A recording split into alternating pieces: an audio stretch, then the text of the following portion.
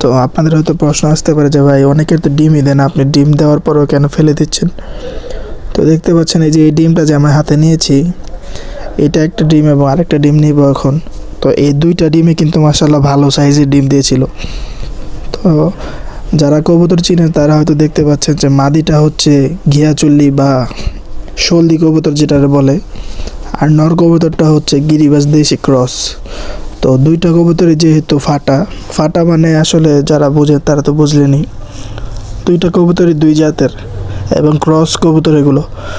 তো এগুলো থেকে আসলে ভালো ডিম বাচ্চা নেওয়াটা একটু টাফ, কারণ যদি দুইটা এক জাতের কবুতর জোড়া দেওয়া হয় তাহলে ভালো ডিম বাচ্চা করে এবং ডিম নষ্ট যাওয়ার চান্স খুবই কম থাকে।